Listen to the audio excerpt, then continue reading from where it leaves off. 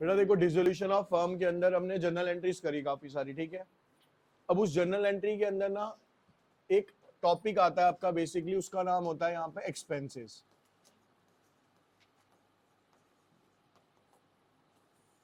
ठीक है। और ये मेजर एंट्रीज आती हैं आपकी, क्योंकि यही सबसे ज्यादा कंफ्यूज करती हैं। जैसे कि हमने देखा बेटा कि जब असेट्स की बात आती है, जब वो रियलाइज होती है, तो कई बार हमने देखा कि किसी पार्टनर ने टेक ओवर कर लिया उसको। ऐसे लाइबिलिटी जब पे हो रही है तो किसी पार्टनर ने पे कर दिया उसको, ठीक है। तो कुछ इस तरीके की ही एक्सपेंस के अंदर क्या आती है, काफी सारी, काफी नहीं कह सकते, 5 सिचुएशंस आएंगे। अभी एक एक करके मैं आपको सिचुएशन शॉर्ट में समझा रहा हूँ कि कैसे कैसे किस पे क्या इफेक्ट पड़ेगा। हमें बेटा इसमें ना 2 चीजें देखनी है, बॉन्ड और पेड। अब बॉन्ड और पेड का मतलब क्या होता है यहाँ पे? बॉन्ड का मतलब होता है किसको पे करना था, पेड का मतलब क्या है, किसने पे किया। सपोज करो, एक एग्जांपल, आप मेरे पास आए, 12th के बाद आपने कोई फॉर्म फिल कराना था, तो फॉर्म की पेमेंट किसने करनी थी? आपने बॉन्ड करनी थी। लेकिन आपके बिहाफ पे पे किसने कर दी? मैंने पे कर दी। तो पे किसने करा? अंकित सर ने। बॉन्ड किसने करनी थी? स्टूडेंट ने। समझ आ गया? बॉन्ड और पेड क्लियर है सबको क्या होता है, ठीक है। अब इसमें डिफरेंट सिचुएशंस कैसे क्रिएट होती हैं वो देखते हैं। पहला बेटा,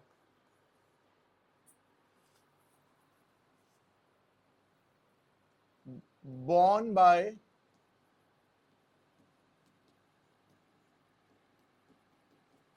firm और paid by firm।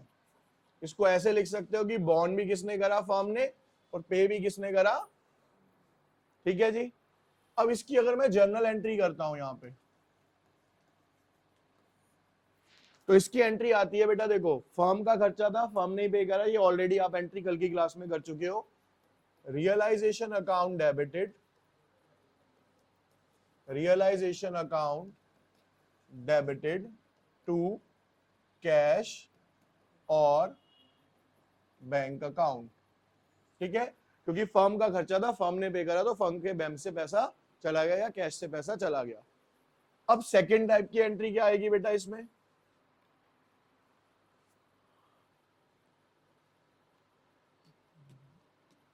borne by firm paid by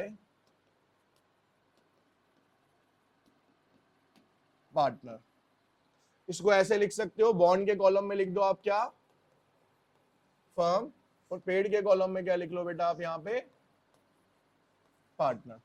अब हुआ क्या सर? खर्चा किसका था? फर्म का। पे किसने करा? ये दोनों एंट्री आपको आती होंगी अभी तक। क्या एंट्री हो जाएगी sir? Realisation account debited to partners capital account.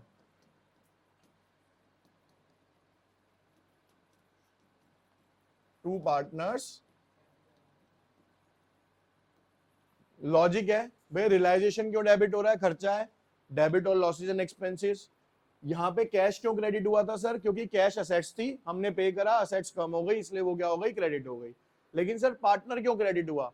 क्योंकि सर पार्टनर ने मेरे बिहाफ पे करा है, देना मेरे को था, पार्टनर ने मेरे बिहाफ पे दे दिया, तो फर्म की लायबिलिटी बन गई कि उस पार्टनर को पैसे हमने देने हैं। तो हमारी क्या बन गई सर? वो लायबिलिटी बन गई। लायबिलिटी जब बढ़ती है तो क्या हो जाती है सर? क्रेडिट हो जाती है। इसीलिए पार्टनर्स कैपिटल अकाउंट क्या होगा हमारा? क्रेडिट हो जाएगा। तीसरी एंट्री,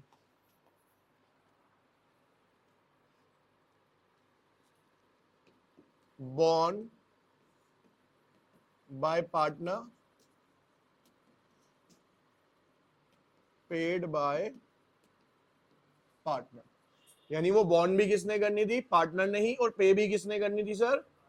तो अब यहां पे एंट्री क्या हो गई? देखो यहां ये हो गया पार्टनर और ये भी हो गया यहां पे। तो भैया हम एंट्री किसकी कर रहे हैं? फर्म की या पार्टनर की? पार्टनर की एंट्री कर रहे हैं हम, फर्म की एंट्री कर रहे हैं। तो सर इस वाली एंट्री की यहां पे क्या हो जाएगी? नो एंट्री, ठीक है। इसकी कोई भी एंट्री नहीं होगी, क्योंकि बॉन्ड भी किसने कर लिया? पार्टनर ने। पे भी किसने कर दिया? पार्टनर ने। आउट ऑफ द फर्म काम हो गया ये, तो हमारे बुक्स में इसकी कोई एंट्री शो नहीं होगी। अब आते हैं बेटा इसकी चौथी एंट्री पे।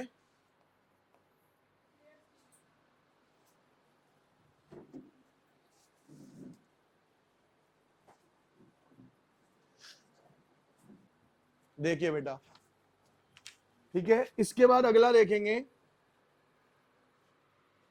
Fourth,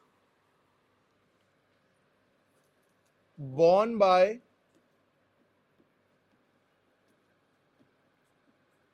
partner, paid by firm। Bond किसने करी सर? पार्टनर ने। और पे किसने करी सर? फर्म ने। तो देना किसने था पैसा? ये पार्टनर ने देना था, लेकिन उसके बिहाफ पे कौन पे कर रही है सर? यहाँ पे हमारी फर्म पे कर रही है। सिंपल सा यहाँ पे देखो जो एंट्री होगी, partners capital account debit to cash और bank account.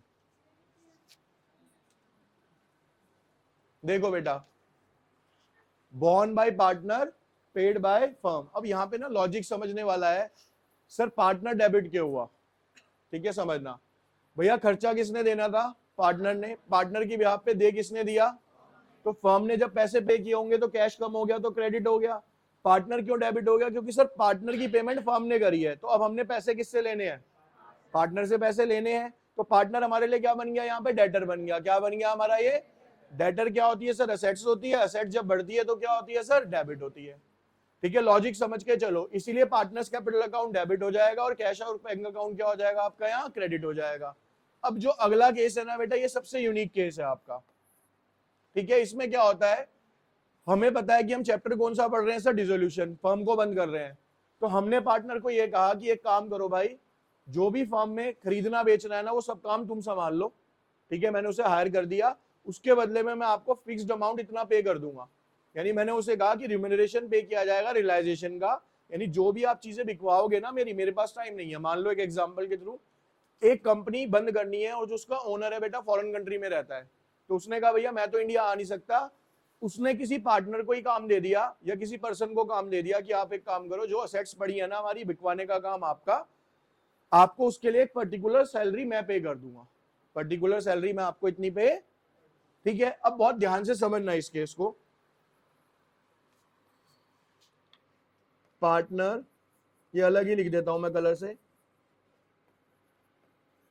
Agree to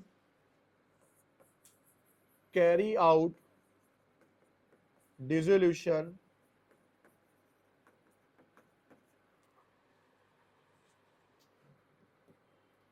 with remuneration, यानी एक सैलरी के साथ। अब यहां पे देखो बेटा, सिंपल सी एंट्री हो जाएगी क्या? Partners capital account, sorry,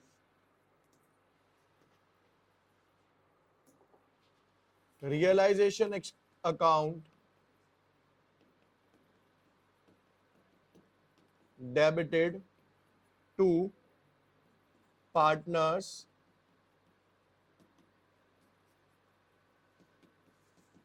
capital account. अब देखो इस केस में पता है क्या हुआ? ये एंट्री लगभग ऐसी हो गई सेम। क्यों भाई? एक्चुअल में सिंपल सा लॉजिक है, डिसोल्यूशन का खर्चा अगर हम इस चैप्टर के अकॉर्डिंग चले तो बॉन्ड किसको करना चाहिए? एक्चुअल में फर्म को ही करना चाहिए बेटा।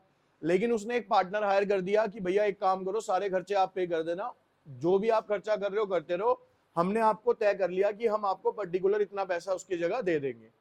तो भाई फर्म का खर्चा हुआ ना, और देना किसको है बेटा? उसे। तो फर्म का खर्चा है तो डेबिट और losses and expenses. Amount firm की बिहाफ पे कौन दे चुका होगा? पार्टनर पे कर चुका होगा, सारा काम कर चुका होगा। तो अब फर्म ने पैसा किसको देना है? पार्टनर को। तो फर्म के लिए क्या बन गई बेटा? वो लायबिलिटी। इसलिए क्या हो गई? वो क्रेडिट हो गई। तो अब अगर आप देखोगे तो प्रोबेबिलिटीज भी यही बनती थी। ऊपर वाले को और थोड़ा चेंज कर देते हैं यहाँ पे,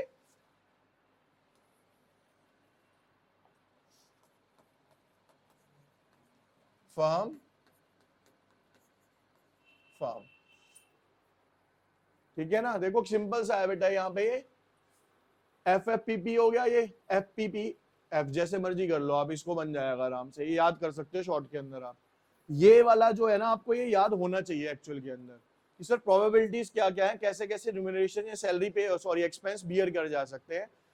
देखो दो ही पार्टनर है, पहले याद रखो पार्टीज कितनी है, दो सर, फर्म और प्रोबेबिलिटी बड़ी आसानी से बनती है। देखो ये फर्म ये पार्टनर, दो प्रोबेबिलिटी सेम होंगी, क्या sir, firm firm partner partner. दो प्रोबेबिलिटी होंगी अपोजिट, सर फर्म पार्टनर और पार्टनर फर्म। हो गई याद, सिंपल है भैया, दो पार्टी याद रखनी है और कैसे कैसे होना है वो याद रखना है। और शॉर्ट ट्रिक बताता हूं, जहां पे भी खर्चा कौन पे करेगा, फर्म पे करेगी, तो कैश क्रेडिट ही होगा क्योंकि फर्म के पास से पैसा जाएगा और रियलाइजेशन अकाउंट डेबिट होगा। देख सकते हो फर्म फर्म में एंट्री क्या हुई, रियलाइजेशन टू कैश। और अगेन बेटा यहाँ पे जब आएंगे एंड में, कहीं पे भी रियलाइजेशन टू कैश नहीं हो रही होगी कहीं पे भी, और क्यों, एक ही कंडीशन है जहां पे फर्म ही वॉन कर रही है और फर्म ही पे कर रही है, उसके अलावा तो उसके बिहाफ पे कौन काम कर रहा है, पार्टनर। तो जहां पार्टनर पे करेगा वहां पे पार्टनर्स का कैपिटल अकाउंट क्रेडिट हो जाएगा। क्लियर है ये एंट्रीज अब सबको, पक्का क्लियर। देखो बच्चे इधर,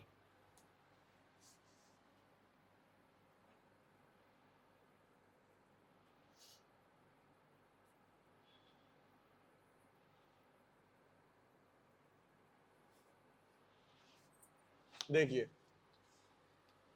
first entry of first case, realisation expenses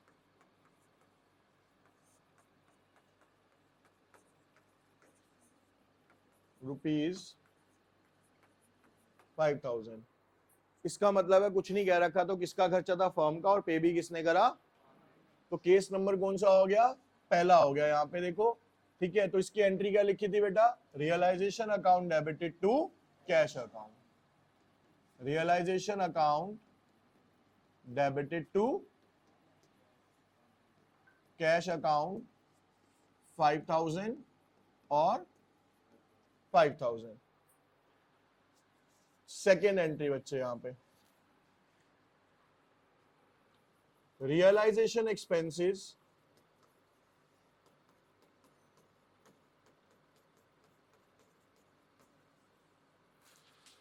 ₹5,000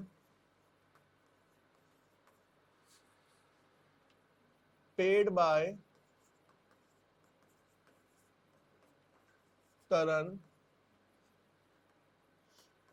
a partner।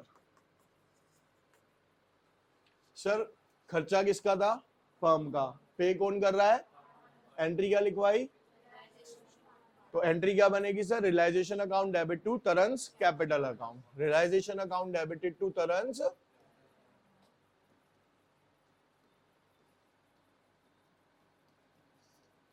Debited to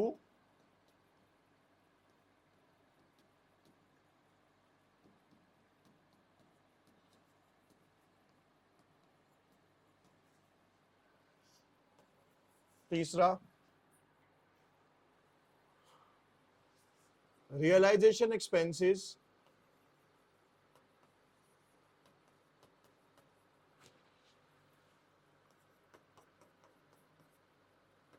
of ₹5,000 were paid by firm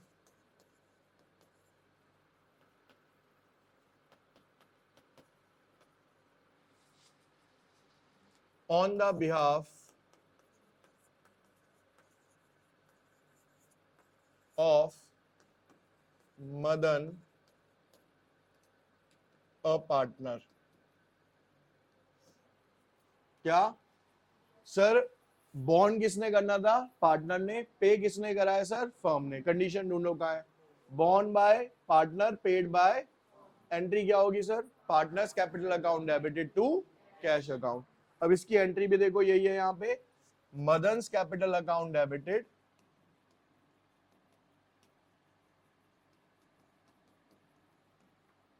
to cash और बैंक अकाउंट 5,000।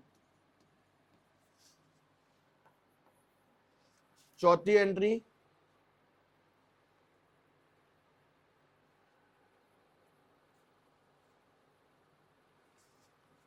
ये एंट्री बेटा ध्यान से समझना आप।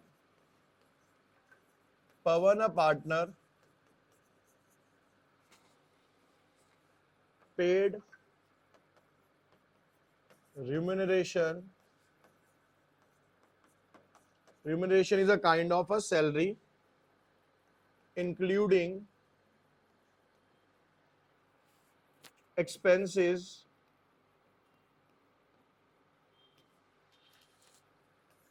of rupees 20,000 to carry out dissolution of firm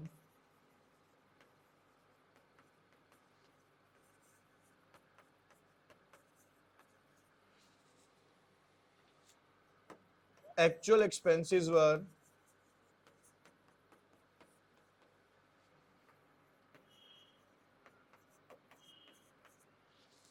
10,000 expense incurred were paid by पवन। ठीक है, पे कौन करेगा बेटा यहाँ पे? ये पवन करेगा। अब ना यहाँ पे जो चीज समझने वाली है वो क्या है, यहाँ पे बेटा पे किसने करने हैं, खर्चा किसका है, तो एंट्री क्या होगी sir, realisation to partners capital account, यही होनी है। लेकिन ना यहाँ जो चीज समझने वाली है उसको बहुत ध्यान से सुनना। क्वेश्चन में गड़बड़ कहाँ कहाँ पे होगी, आपके माइंड में क्या आएगा, फर्म ने, देखो बेटा हुआ क्या, फर्म का क्या हुआ बेटा यहाँ पे, बेसिकली फर्म ने ना आपको हायर कर दिया। देखो कमीशन एजेंट्स होते हैं, ऐसे हुआ था कि एक काम करो आप ना हमारे फर्म का डिसोल्यूशन कराओ या सेट्स बेच देना, हम आपको उसके बदले में 20,000 रुपए देंगे। ठीक है जी। अब आपका खर्चा 20,000 से ऊपर आए या आपका खर्चा 20,000 से, फर्म ने आपको डायरेक्टली कह दिया कि हम आपको कितने देने वाले हैं सर, 20,000 रुपए देने वाले हैं। तो फर्म कितना पे कर रही है, 20 कर रही है ना भाई, वो आगे चाहे 10 करे चाहे 15 करे, क्योंकि कई बार ऐसा होगा पार्टनर को लॉस होगा, कई बार ऐसा भी होगा कि पार्टनर को फायदा होगा, है ना। तो जब भी ऐसा कोई क्वेश्चन आता है तो सिर्फ हमने ये देखना है वहां पे कि भैया फर्म ने कितना पे करा है, आगे वो कितना दे रहा है उससे हमारा कोई लॉजिक नहीं है। तो अब यहाँ पे जो एंट्री होती है बेटा वो होती है आपकी रियलाइजेशन अकाउंट डेबिट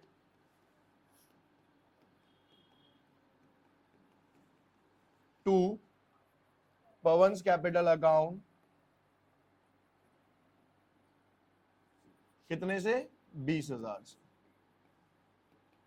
ठीक है, फिर बता रहा हूं, ये अमाउंट 20 से ज्यादा भी जा सकता था एक्सपेंस का, और 20 से क्या हो सकता है बेटा यहाँ पे ये कम भी हो सकता है। ठीक है, लेकिन हमारा मेन फोकस क्या रहेगा कि हमने कितना पे करा है, फर्म ने कितना बियर करा है, उसके ऊपर काम करना है हमें। क्लियर है ये एंट्री अब सबको? ठीक है, अब क्वेश्चन लिखो।